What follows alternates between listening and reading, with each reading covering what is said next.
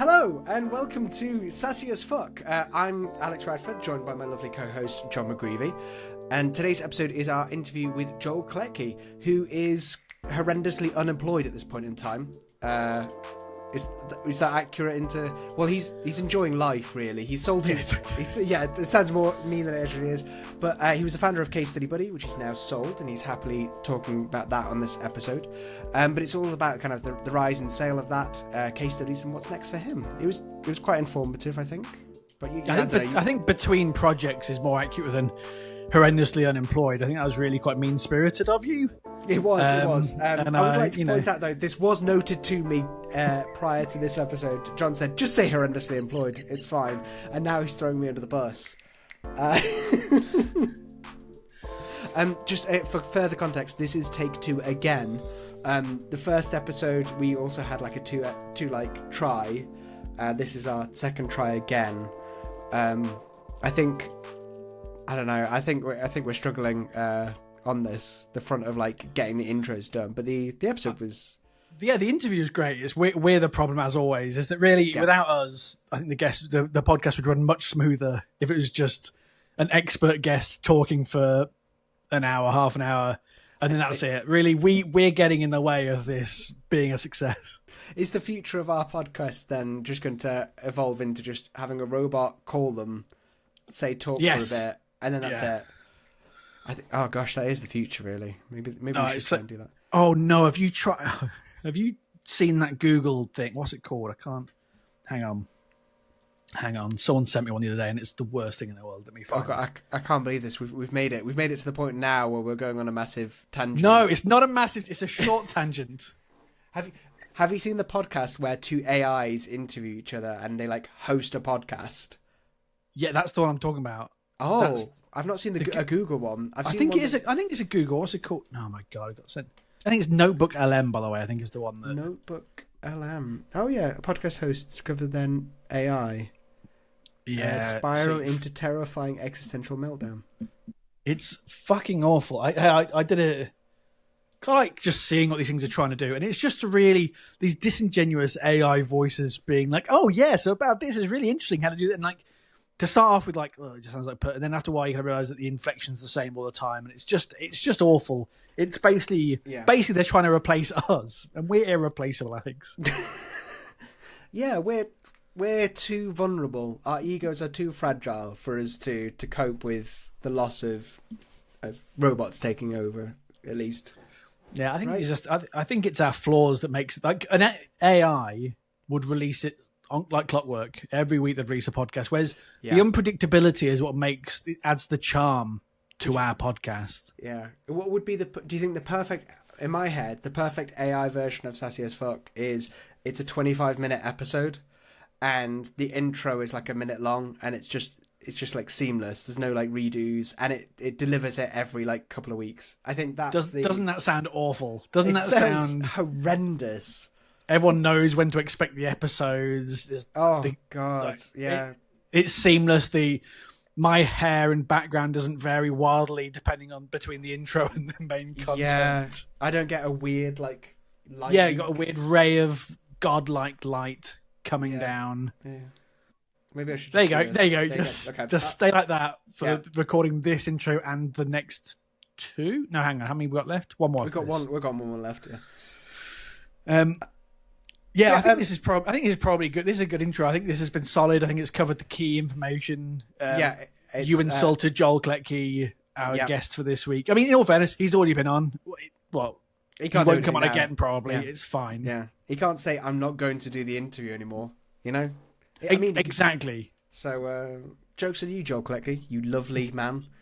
The man who came on, very lovely, very interesting, great chat. You know, I came away from that chat, actually, spoiler alert, feeling very aware of my relationship to my work and my feelings of kind of work-life balance and things like that. And so it was a genuinely meaningful interview that we've reduced to pretty relevant jokes in the intro. So, yeah.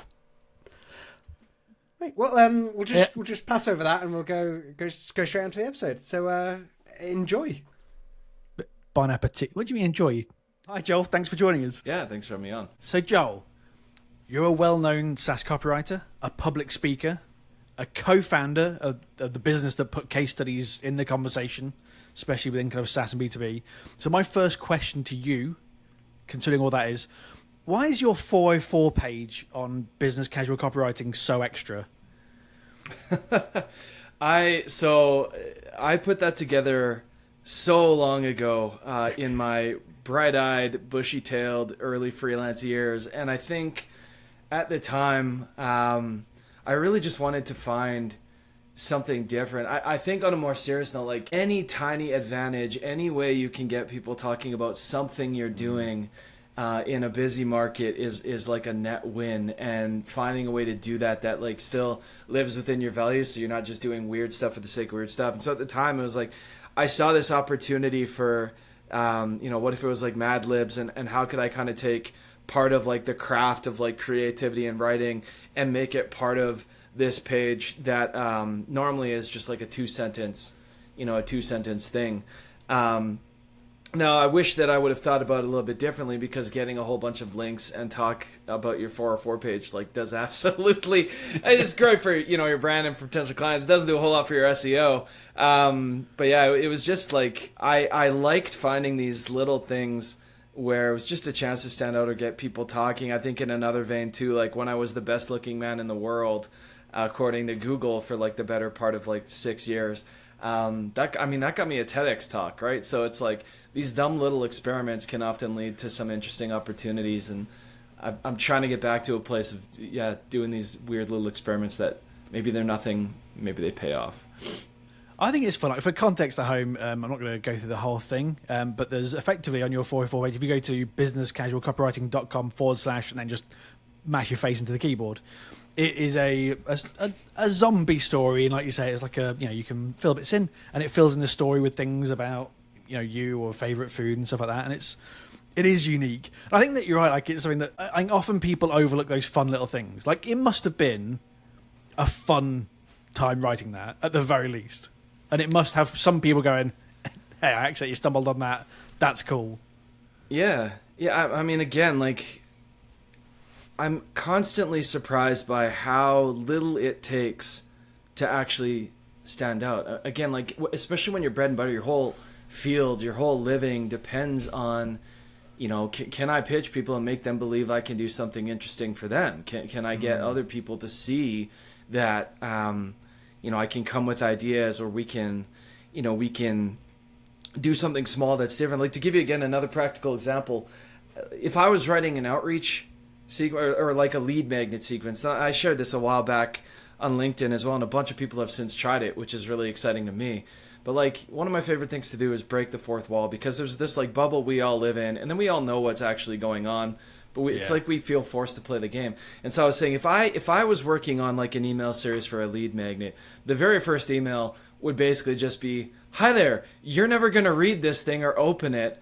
If you have a question, I'd love to just answer it for you." Like, you had some goal, and rather than let this rot in a folder on your computer, like, just write me back and let me know what you're trying to accomplish. And I kind of just like farted that out into the universe as like, yeah, this is what I would try. And like 5 or so different people come back and say, "We're doing it. Like, we've deployed it, and we're going to see what the response is like." So again, it's like, I think it doesn't take much. Or there's another copywriter, and at this point they've been copied to death, but they kind of have a sliding scale on their site that goes from like really serious and buttoned up all the way over to just like clinically insane, and the whole copy of the site changes. And anything you can do to not be one of a billion different people mashing a keyboard or selling a product, like, it doesn't take much. It's just most people never deviate. They never do anything interesting, and that sucks. And I don't want to do that. For me, since kind of going into copywriting, I think that's been the biggest surprise, is that people, the default state is, how do we look like those guys? How do we look like our competitors? How do we sound like other SaaS companies or B2B companies or anything like that? And I think I expected the opposite. I didn't realize it was going to be a battle to be like, hey, how about we don't sound like them? How about instead we sound like you. We sound like how you talk about your product and things like that. And like people, as you end up with lots of websites that sound like, I've said it so many times before, sound like Trello in 2014. They all have that same tone of like the same buzzwords and the same way of talking about it. And I expected the opposite, and that was kind of one of the biggest surprises for me coming into copywriting. But do you know why that happens? Do you know why that's the reality? I think in my head, a lot of it's fear. People are just scared of like not being kind of taken seriously. Yeah, it's fear, and I think it's money. And that's the funny thing is like so many companies, it's just like any time you see in a job description, we want somebody entrepreneurial and innovative. No, they don't. Because entrepreneurial and innovative people are tough to work with because they challenge what's going on and they push you into uncomfortable territory. And I've had the privilege now of working with brands at $1 billion plus scale and mom and pop shops. And that fear is universal. It's like, we want to be different, but not too different. You know, we want to plant the flag. And as the furthest a lot of people ever take that is the whole like, not like other girls thing where it's like, we're not your typical agency. We're not your typical CMS. Like, that is like the most milquetoast terrible positioning there is. And even, you know, as I've been, you know, so I came out of selling Case Study Buddy. I've been spending the past few months now trying to dial in my thing, doing a little bit of consulting on the copywriting side of things. And it's not just the companies that are scared, it's the writers themselves. If you ever meet a company that's genuinely willing to take a risk, genuinely willing at scale to do something different, good Lord, hold on to them for dear life. Because for the most part, if it's not, even if your point of contact is willing to do it, someone else, we're all scared apes with keyboards. Like someone else is going to get too terrified to let that go.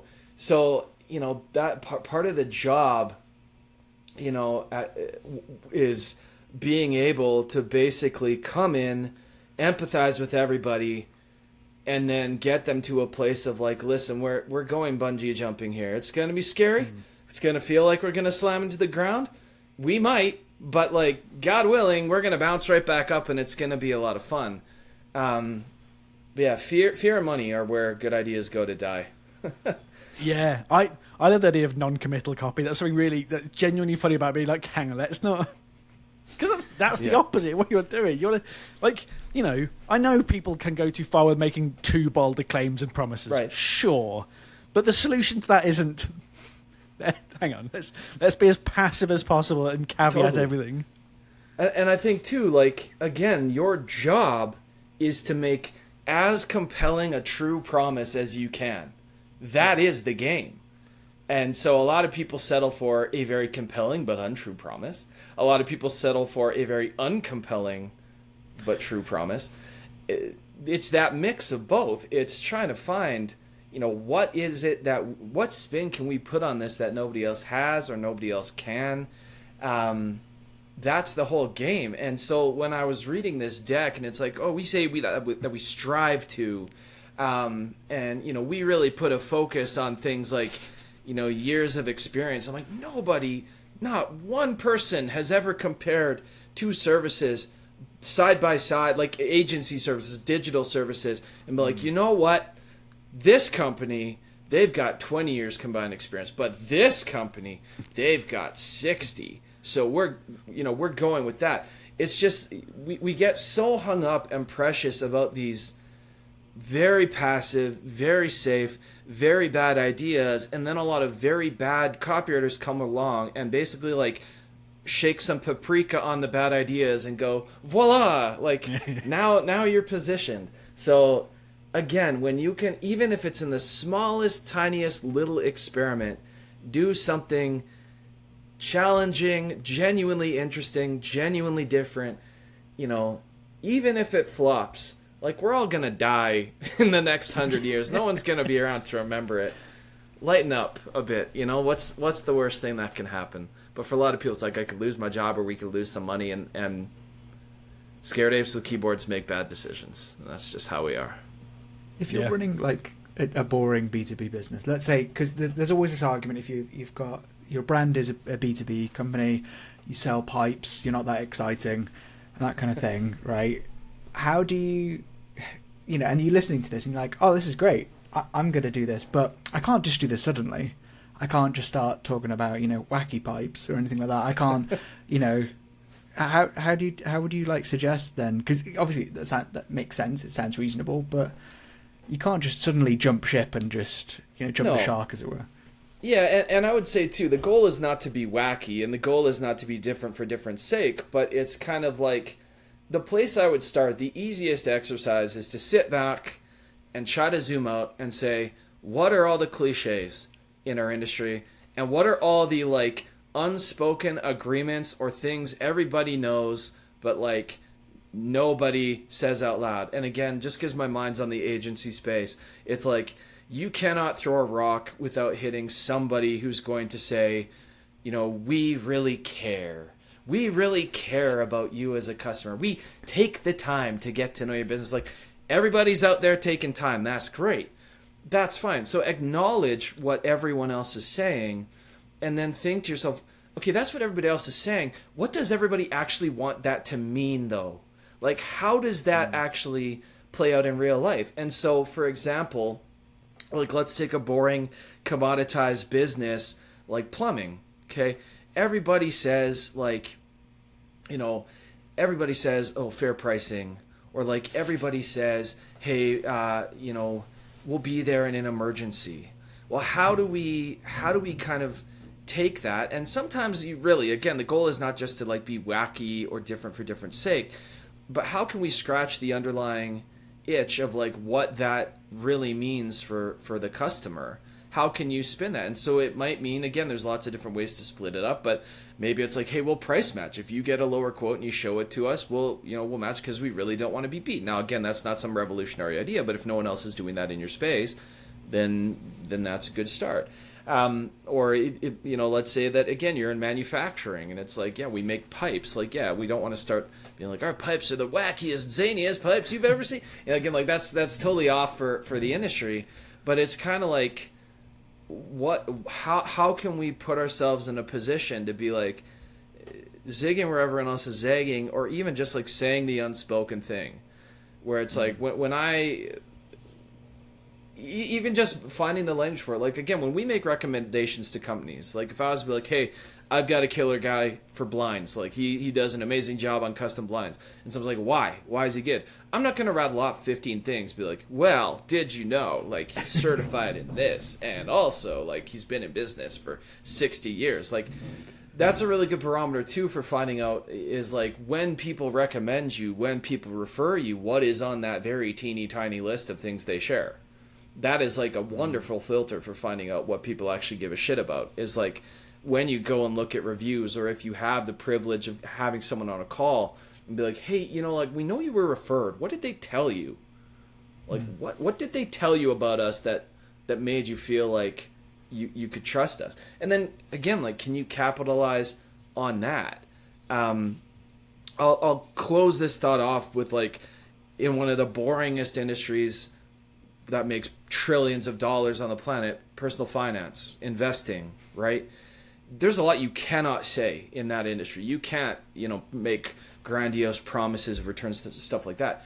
But one of my favorite examples is More Financial, MAWER. Their whole slogan is be boring, make money. That's brilliant. They're basically saying we're not risky. We're not investing in speculative assets. We do really boring things that everyone agrees is going to put you to sleep, but they make shitloads of money. And, like, yeah, it's safe. And like, so something like that, it's just like, take what everybody actually wants and deliver it to them in a way that they're like, oh, I get that. So it's not about being wacky or zany or anything like that. It's just like, how can we say the thing? How can we say the quiet part out loud? How can we, do something not different for different sake, but, like, meaningfully different to how people make a decision here? How can we scratch that itch better than anybody else is? So going back a little bit more, how did you actually get into copywriting? Obviously, kind of like talking about then, obviously know your stuff. What was the transition from going from you did kind of, I think you did SEO and you did project management before. How did you get from that into, right, I'm a SaaS copywriter now? Yeah, so my, like, I always loved to write, but I never saw a career in it. And I even did a whole business degree and like did marketing classes, and still the whole world of like messaging and copywriting positioning just like did not occur to me as an option. I didn't want to be a journalist. I didn't want to be a fiction writer.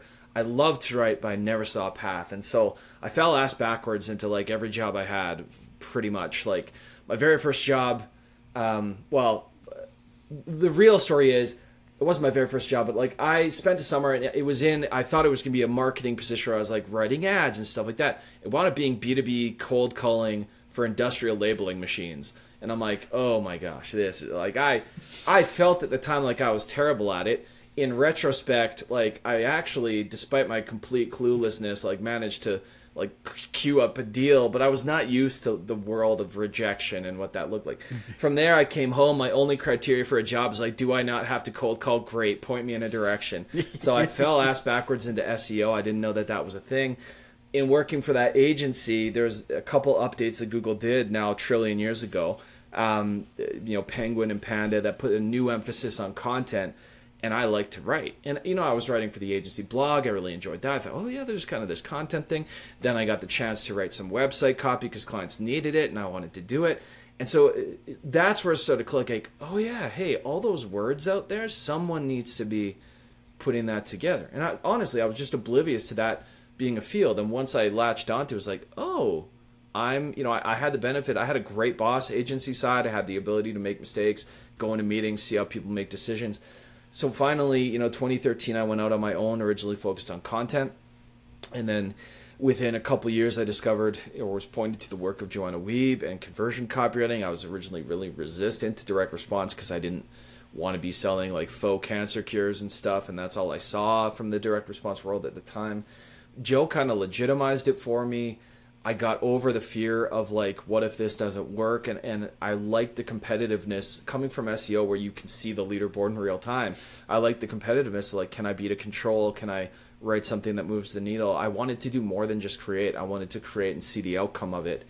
And so that kind of got me started, I made the pivot and in time learned that like being a great copywriter is not really about the words bit. It's about the thinking, the strategy, and how you hold yourself with a client in a meeting. And I think that served me really well and continues to. And so, yeah, it was kind of like I had this passion, but nowhere to put it till I got out into the real world. It's like, oh, yeah, like words are the input and output of like every business function there is. That's something Joe says, right? So yeah, okay, this actually turns out to be a pretty valuable skill. Yeah. No, I mean, for me, because I was the same. I loved writing, and I was like, and my partner was always like, why don't you do that for a living? Because I was in a career I didn't really enjoy. I was like, that's not a thing you can just do. You can't just write and make money. And then my progression was, I think I was basically Googling one day in desperation, how can you make money from writing? And someone came up being like, copywriting. I'm like, I've heard of bits about copywriting before and kind of looked into it more, enrolled in like a copywriting course, and then found the Copywriting Club podcast. And then that was listening to both your episode and Josh Gruffalo's episode at the point where I was like, oh, I can tie my experience with tech and software and things with writing. So I just thought I'd share that because you're part of my origin story. I think I messaged you on Twitter a few years ago about that, mentioning it. But that was part of it. I was like, sure, but how do I use the skills I've already got, and how do I I don't want to just leave that world behind completely. Yeah. And it's because hearing your interviews about it, I was like, oh, crap, that's perfect. I mean, I can tell you this. The first time, so I got this opportunity to do like, I forget, it was like through some agency, but I was on location at a pet store. This is like really, really early. And my job was like to interview people who love their pets and like turn that into an article. And I was going to get paid $50 per piece. And I got 10 of them in a day. And when that happened, I could have run through a wall. Cause like, I felt like Rumpelstiltskin. I'm like, I can spin words into gold. Like, what is this madness, right? And then the first time I got paid $500 for a post, I was like, what? Like, again, I could have like paraded down the street and be like, I'm like an engineer now. Like it just like felt like this unlimited money hack that I'd found. So, I mean, yeah, it's weird how it just didn't. It's right in front of your face, but it didn't. It didn't occur to me. It sounds like it was kind of similar for you, and and then it's addictive once, if you can stay in love with the craft. It's yeah. Yeah, it's always interesting things. Like I'm doing it for 3 years now, which isn't really actually that long, and I'm still kind of working out. I've kind of done flitting between copy and emails and content and things like that, and but it's just one of the best things I like about it. I'm someone with ADHD, I distract easily, and that's kind of a good thing that kind of projects can vary. Loads of people have different needs. Every business is different, and it's really good. But at the start, I just felt like, how does that world even kind of exist, and how do you get into that world, and kind of realize actually kind of largely it's by just telling people you're in that world and getting it, and then talk to more people. Yeah, I mean, again, like even today, I shared on LinkedIn. I made the mistake of putting so I wrote, hiring a great copywriter, like the kind who understand business and strategy, is like it's essentially outsourcing suffering. And unfortunately, I put like hiring and copywriter in the same post, and just like my LGDMs, my requests are like a total tire fire. I'm actively like avoiding going back. No, I'm not hiring anybody. I'm, someone's like, I'd love to do this. Or I'm like, hey, you might not know this, but I actually know my way around a brief and a keyboard. Like I've, not in an arrogant way, but like I've done this a little while for companies you might have heard of.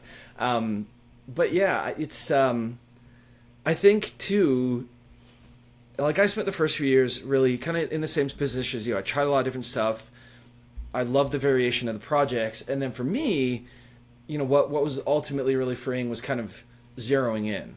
And everybody talks about niching down, but it was when I kind of found a groove where it's like, I really have a good process and systems for these type of assets, these types of clients. I really don't for these other things. I think like, it's good to have an experimentation period, like the college of copywriting, it's good to try a whole lot of stuff. And then when you find something, you don't have to niche down, but I think there's a lot of unlocks when you can find something you're like, yeah, I can build a whole, process. And I mean, that was Case Study Buddy, right? It was like very like, this is the problem or set of problems we're attacking. I think like it's great because you're never hemmed in. And I think that's something people also forget is like, you can always change your mind. People get so hung up on like, well, if I specialize in fitness, what else will I do?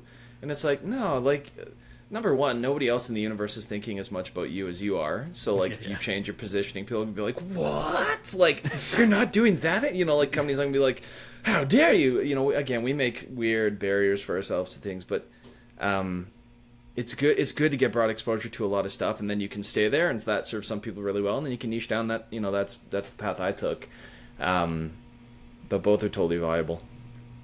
Which, by the way, that was a very helpful answer for the segue. So, Case Study Buddy.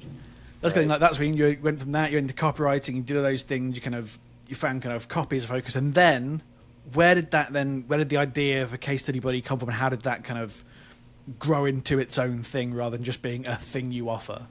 Yeah, so I had just finished a project for WP Engine, like a website project, and someone who sat on their board after the project said, hey, that went really well. There's this company that I advise, they're called Pingboard. They need a case study. Is that something you do?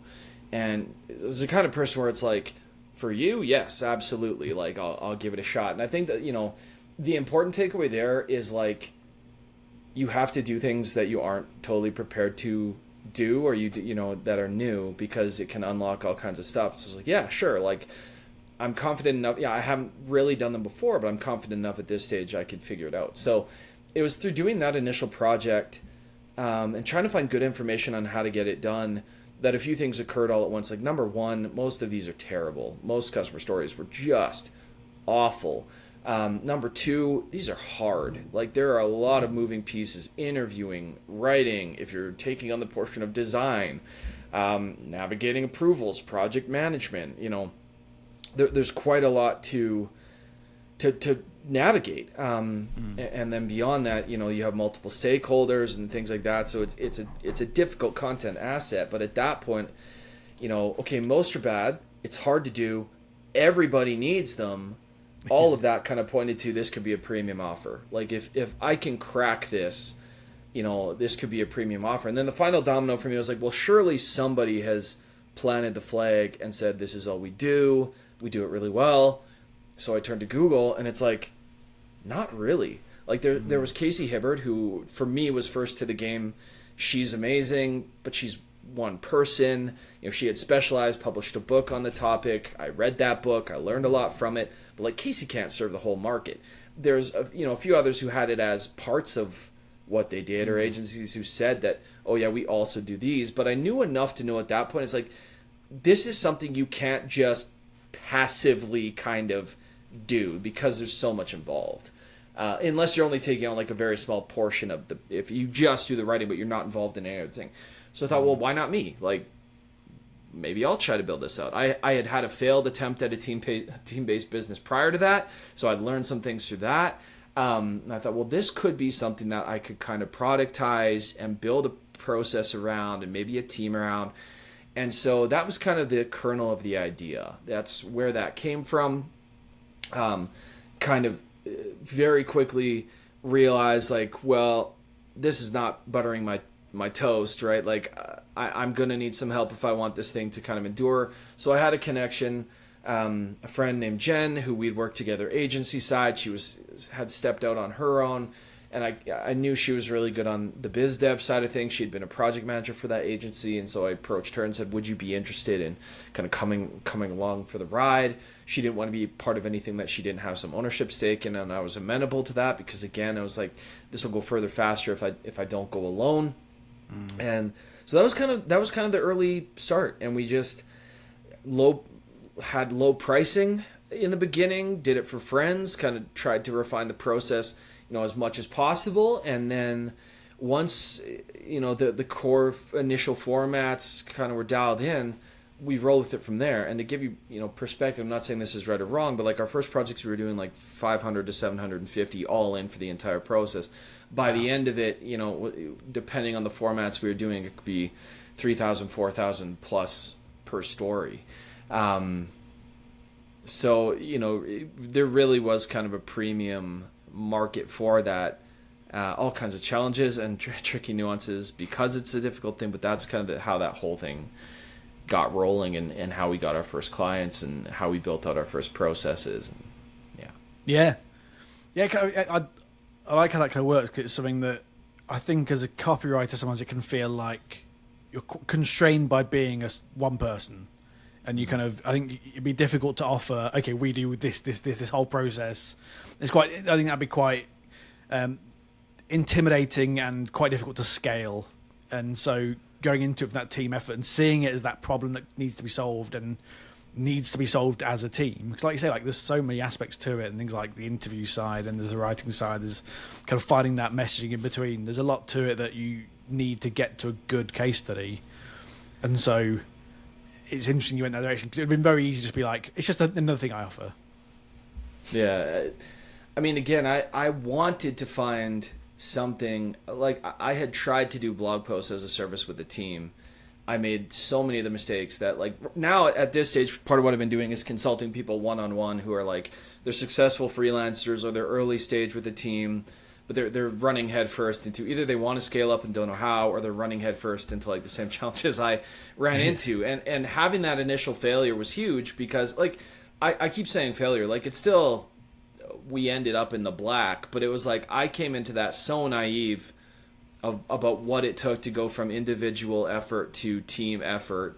And then Case Study Buddy was like a second chance. I was able to take a lot of that knowledge, and like even still there's so many things I couldn't have conceived of from the outset, but you just have to start somewhere. So yeah, I mean that whole transition of like managing complexity, managing people, how your role changes, I think you have to be excited for that. You have to kind of go in knowing like, hey, if I do my job right, I'm no longer a writer here. My title, my responsibilities, all of that are going to change. And I was excited for that, because I was actively in a place of like, yeah, the copy bit is not like, by the time I went full time, the copy is like not letting me up like it used to. And so I was just like, yeah, I want to learn some new things. I want a new challenge. And that was an avenue to explore. Yeah.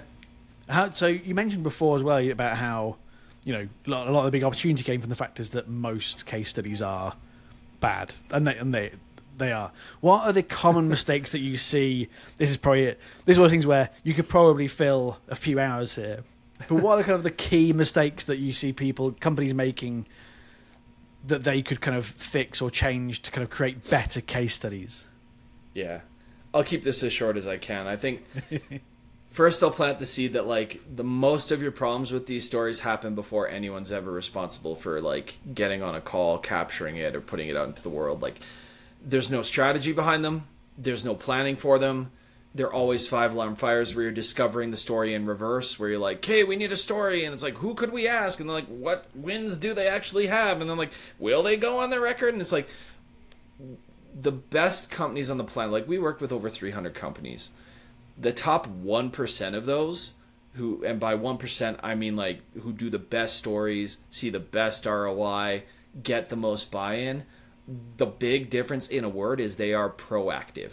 They're designing it processes and systems around who's responsible, how do they ask, how do we get them on board, how do we capture the metrics so we have context coming in versus moving backward. So I think the biggest mistake is like people are not proactive. They have no planning, no strategy. It's just like this is like, shit, we need some case studies, and then they rush to get them. I think in the actual deliverables, the big mistakes are they're not focused. They're like, let's take every good thing we've ever done and throw it all in one story, and surely people will be wowed. And it's like, no. They're not written to one audience. They're not written around one big win. They're not, again, they're unclear on the story they're telling, so the story they tell sucks. I think the next thing is they don't match the format to the awareness level or the need. So for example, like sales, I promise you, your sales team does not want your 1,500 word deep dive story. They want 3 sentences that they can bring up on a call, say, look at this cool win. And if that client is interested in exploring it, or that lead is interested in exploring it, then they can push it. But they want like a battle card or a one sheet. Like they don't want that big thing. And so because marketing's often tasked with creating these, and they do it in this like vacuum or like with their hair on fire, they produce all these assets that serve one very minimal purpose. And I mentioned earlier, like these are hard. They are capital intensive efforts. They take time, they take energy, they take relationship capital to do. So if you're doing all of that, and then on the other side of it, you produce one thing that you publish one time, and you go, hurrah, like we did it, gang, like it's live, and then you never promote it, you never repurpose it, you never like, what a waste. It's like the epitome of like, let's go spend the money on a Lambo and park it in our garage and never open the door. And like, if someone happens to be wandering by with X-ray vision and can see we own this, they'll surely be impressed. Like so there's that. So they're unfocused. They're not repurposed or distributed. And then they're very selfish. They're all, we did this, we did that. And it's like, that's not why people read this. Companies make the mistake of like, look what we did. And it's not about that. You're trying to show people that someone just like them, with similar pressures to what they have, made a decision that they're debating and got a result that they want. It's a customer story. It's not a you story at all. You are a bit player in this thing. Like, yes, you help make that possible, but like the dumbest thing you can do in the first, 200 words of a story or less is make the customer look like an idiot. Yeah. If it's like, look how we rescued this hapless fool, like not only are your customers not going to want to get on the record, but like, like people are like, well, I'm not an idiot, so like, how is this going to help me? So I think unfocused, poorly distributed, very selfish, and then at the end of the day, very shallow, because companies do them in isolation. So like, well, we don't want to bother our client, and they might say no, so let's just write this internally. And it's like, again, it's not a you story. You need their perspective. So that's a big cross section of some really dumb things we do with these. Yeah, that makes sense. I think like it's something. It actually reminded me of I was watching a masterclass of Aaron Sorkin talking about his writing process, and one thing he talked about was intention and obstacle. Like you say, if you start off with talking about the customer as a victim or as like an idiot or as just like a failure, that's not good. But if they're the main character of a story, and you're telling them how you help them, attain that goal or complete their mission, that's a much more compelling story to tell than just, we found this idiot on the curb and saved them. So you went from that. Yeah. So you obviously, with Jen, you founded Case Study Buddy, you grew it, and then in March this year, you've sold Case Study Buddy. So what was the process? How did the sale come about? How did that grow? 'Cause I mean, like most, from what I've learned, is most of these stories are different. So how did it go from we're running a profitable company, things are going well, to hang on, we can sell this? Yeah, I think being real, it was a grind. It was really it was hard, and the state of the market was really challenging. A lot of companies were slashing spending. We were a premium service, and that makes things difficult. You have to really claw your way to stay profitable and continue to survive. And so there was a lot going on in the business. There was a lot going on in the market. We were super proud of the team we'd been able to put together. The work that we were able to do, and then at the same time, for me personally, I just wasn't happy. I think is the long and short of it. I think for me, and I've been able to have a lot of discussions out, but like a big part of the incentive to sell for me, beyond the external factors of the market and that kind of thing, is like I didn't like who I was showing up as at home. I was bringing stress and anxiety. My health was taking a back seat because I was throwing myself into problem solving. And so it just got to a point for me where, everybody talks about like grit. And I think one of the worst lies in like the business building community, like I hate the image of like, and we've probably all seen it, where it's like the two guys in the mine and one guy's like sadly walking away with his pickaxe like an inch away from all the diamonds. And the other person's just like, I'm still going. And like, I'm not saying you don't have to be gritty or there's not something to knuckling under, but Quitting by Annie Duke is a book that literally everybody in business should read. Because in poker, there is a time to just accept that, like, I don't have the hand. And I can pretend I have the hand, or I can hope for the flop, but there is a value to knowing when it's time to call it. And, so part of it for me was like, I could keep knuckling under. I could keep breaking myself in half to fight through this season and make it work. But I'm not happy. I'm not the person that I want to be. I'm not showing up for the team the way that I want to. This is probably a very different story from what you were expecting. But it's like we had built something we were proud of, and then at the same time, for me at least, it was making me miserable. And so it just came to a point where it's like, the external factors are giving us some indications. Our internal monologue is giving us some indications, and it's time. It's time to move on. And so we're able to arrange a deal. We were able to, the core considerations once that call was made was how can we best look after the team given the circumstances, which again, you're not going to make everybody happy, but for me, you can always be true to your own values and do the best that you can, even if not everyone's going to understand that. How do we look after the team? How do we look after the clients? How do we make this as seamless and as positive? And how do we make sure that, it was really important, whoever we were handing these accounts over to, we needed to believe that they could deliver, and we needed to believe that they shared the same level of care and for the clients as this incredible team of people, that we had the privilege of working with did. And so we're able to negotiate a sale, and that kind of on paper finalized in March, and then I got to spend the entire summer just unclenching and reevaluating and so again, like tons of lessons in that. Is it necessarily the timing and the ending I would have dreamt? No. Is it the ending I needed? Absolutely. And so for that reason, I have no regrets. There are lessons that I had to learn. There were things I had to experience. There were tough, really tough days around it. There were really high points too. I'm grateful for all the time with that team and that company. I'm grateful for the things that worked. I'm grateful for the things that blew up in my face. And now coming out the other side of it, I'm grateful that I can look at myself in a different way and say, I'm really not a copywriter, just a copywriter anymore. I haven't been doing the hands-on writing for like 3+ years, right?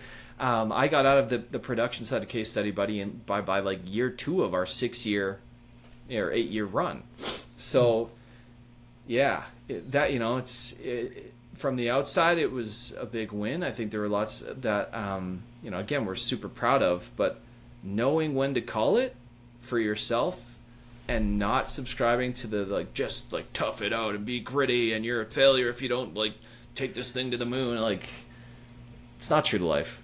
So much more matters than that. Yeah. I love that. That's, you're right. It's, everyone, like I said before, everyone's story is different, these things, and everyone romanticizes an idea of it being a buyout, being an acquisition, being this huge, you're a billionaire now, you can walk away, and these things, and you had a great time and you swagger away. But I think it's just as good a story and just as important to know that you can walk away, because a lot of people won't realize they can even go, this isn't for me. This isn't good for me, and so I'll walk away. By the same token, again, in these one-on-one consults I'm doing with people thinking about scaling, I've had a lot of calls with people, and after the call, I check in with them, and they say, the most meaningful thing that happened is I decided I don't want to. Mm-hmm. This is not something I want to throw myself into. And that might not feel like a win. That person just saved themselves potentially years and hundreds of thousands of dollars. Or realizing, again, you get to define your own narrative and your own career trajectory, and it's not the case that you have to build a team or you have to scale. You can make a very cushy living as a writer without any team to speak of. There are so many other avenues. But unfortunately, thankfully, I think things, at least for me, as I get, I'm 36, I'm not a million years old, but as I get older and I have a family, things are changing for me, and the way I look at it is changing. And the more I look at people that I admire, the more I realize, there is no one-size-fits-all template for success. There's not even one-size-fits-all definition of success. And it took me a long time to arrive there, longer than I wish it would have. And my hope is that other people earlier on will kind of push pause and go, I don't have to play that game. So what's next for you? What's the plan, or is there a plan? I am back to trying to treat life as a series of experiments again. It's kind of full circle to where we started. I know, most points in my life, I've known more about what I don't want to do than what I do. I know for myself, I'm not touching production copywriting again unless it's the most ideal of circumstances and unless it brings me joy. I know enough to know what context and environment I need to put myself in to make that a thing. And I also know, again, I don't define myself by my copywriting ability anymore. So I'm taking on consulting. I find that that's really lighting me up. I'm curious about what it would look like to find a scalable model to help people who are considering scaling or early stage and building a team, because I've stepped on so many landmines that I can kind of shuffle my husk over and be like, hey, look out ahead. There's some things you should watch out for. I'm working on a project right now, trying to get out of my own way, but part of my experience was the recognition of what I was doing to my family by staying in this business. And long story short, that inspired in me some recognition and ideas surrounding what I have called calm dads in the past. So I have this idea for what if I could put on a local event or series of events that kind of got dads out of the house just to hang out and do something interesting and be among people in a similar life situation. So kind of non-threatening. It doesn't feel like an AA meeting, but then on the back half of that, bring in a local expert to kind of talk and share about whether it's, again, dealing with anxiety and stress, or, hey, a child psychologist saying, hey, here's how your kid's brain develops, and here's what a reasonable expectation at every age is, so that it's oh, okay, how do we change the mental health and mental fitness side of parenting for dads so that no matter how old your kids are, you're equipped to show up differently and better and be the parent you want to be there. And so that started as an idea for an event. I still want to pursue that, but now I'm trying to translate that into maybe a podcast or a newsletter. That's more of a passion project. But I just see such a vacuum around, there's lots of stuff for moms. Seem to be much better at building communities for themselves and seeking out advice. There's lots of like practical, like, hey, in year 1, like, here's how to change a diaper and swallow a baby. I'm like, that's great. Don't get me wrong. That's important. But I see this vacuum of like, how do you mentally get yourself to a place to be the dad you want to be? And so I'd like to try to fill that. And then on the other side, like, I am very excited about AI and just like the potential of it, the opportunities in it, the way that it's changing work, the way that it's making different business models possible. I firmly believe every copywriter should not be scared of it. They should be playing with it, because it doesn't have to take your job to change your job. And so, something that I'm just curious about and exploring now, I'm trying to get a meeting with this guy in my city who's like a technical, AI savant, from the sounds of it. He's great at like building out workflows and things like that. And I see this, there could be this cool opportunity to help companies build out and adopt and actually do things with AI instead of just talking about it or dismissing it or having each individual team member like doing their own thing in a vacuum. So, there's lots of ideas in lots of different areas. And I think for me, I'm a recovering perfectionist. So I'm trying to not put too much pressure on making the next thing the thing. There's a lot of unlearning, in that. I'm fortunate, if I had made $1 billion from Case Lab, I'd have like a much nicer shelf and probably more books and so it didn't make me rich, but you know what, it bought me time, and I'm grateful for that. And right now I'm just trying to take that time to come back to a place of like, what lights me up and where do I like to cap off this long monologue. Like for me, joy is an indicator light on the dashboard again. It's kind of like, if it's not, every business has parts that are hard. It doesn't matter. You like the whole do what you love and you will never work a day in your life. That's bullshit. But the truth is, if that indicator light of joy starts to flicker, if you find yourself routinely in a place of like, I just don't like this, that is one of the biggest check engine lights for like, life is short. And ask yourself, like, is that likely to change or not? And if it's not, you have some hard conversations to have with yourself that will hopefully lead to some much better days. So, yeah. Nice. That is very sound advice. You mentioned time then before, and got 5 minutes left. So I think we'll be able to squeeze in just about the new Alex's favourite segment, which is I've started adding a quiz to these podcasts now. And so I'm going to ask you both 5 questions. Now, we started this in the last episode, and it was a bit unfair. I asked Jane, our guest, about her business and asked Alex some trivia questions. So for the sake of fairness, I'm going to ask you both about the same topic off the bat. We've got a couple of minutes to get this done, so we'll go into this now. So are you both ready? I'm ready. You're both ready. Excellent. So, Alex, we're short on time. Are you ready? Yeah, sure. Yeah. Okay, yeah. Good. So question 1, Joel, for you is, at what company did you work as a tech columnist? CBC. That's correct. Alex, at what company did Joel work as a lead SEO strategist? Hold on. Pass. I can't. I'm sorry. I'm sorry, Joel. I don't mean to disappoint you. I'm going to try. I can pass it on, Joel, if you want to give it a go. Yeah, I'll pass it on. So, love the boss that I had at this company. Objectively terrible name. Vovia Online Marketing. That's correct. Not fun to answer the phones with that name, I would say. But great, great boss. Did great work there. Got a lot of opportunities. So, not something. You have to be very clear answering the phone. You have to pronounce that very carefully. Yes. Question 2, Joel. Name 3 of your previous clients. In any company? Any company. HubSpot, Zoom, Facebook. Okay, and Alex, name 3 more of Joel's previous clients. Okay. CIA. I just want that to be one. An undisclosed one. Can't talk about that one. That's number 2 for legal reasons, obviously. Obviously.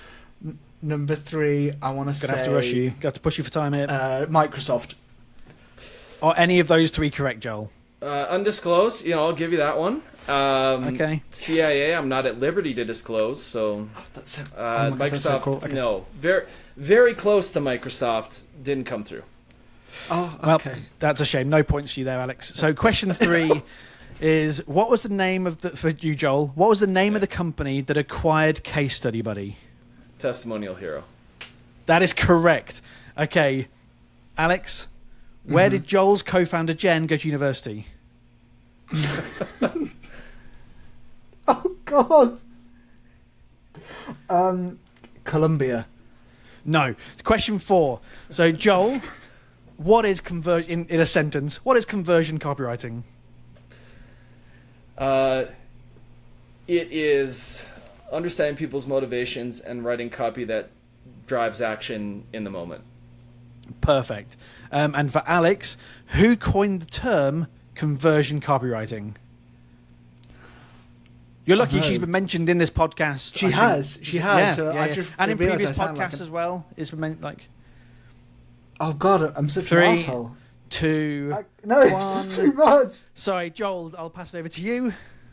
My friend and mentor and someone I look up to, Joanna Wiebe. Oh, That's that correct. hurts so So that's much more. Okay, and the question 5, Joel, you are still based in Calgary? Correct, yes. Excellent, because this would really ruin the question if you didn't. What is the Calgary Stampede? It is the greatest outdoor show on earth. It is a combination of giant outdoor party, rodeo, and big fairgrounds and events. Yeah. Nice, it looks amazing, by the way. And then for you, Alex, what is the name of the famous wrestling school in Calgary that's trained top wrestlers such as Bret and Owen Hart, Edge and Christian, and Chris Jericho? The turnbuckle splits. Wrong. Joel, do you know this one? I don't. It was the Heart Dungeon. But I will quickly tot up the scores here. So out of 5, Joel, you got 7, and Alex, you got no points again. I think it's two weeks in a row. But Yeah. it is. Finally, because we are absolutely out of time now, before you go, let everyone know that's listening how to find and follow you, Joel. Not you, Alex. Yeah. So I'll preface this all by saying there are places to absolutely not try to find me. Don't go to Facebook. Don't try to add me on Instagram. I will say no. But LinkedIn is where I share the most. I don't always answer quickly, but I do always answer. So if you send me a message, you will get a response as long as you're not sending some weird waffle my way. Blue Sky is relatively new, but I'm enjoying it there. And then, God help me, I'm still on X. So... again, like the stuff there is mostly me like making fun of hockey reporters and sharing stream of consciousness stuff because no matter what I do, I can't seem to get traction, good or bad there. But any of those 3 places is workable. Amazing. Thank you very much for joining us, having a great chat that inevitably went longer than we expected. Yeah, I talk a lot, so I knew this would happen, but it was a lot of fun. Thank you guys.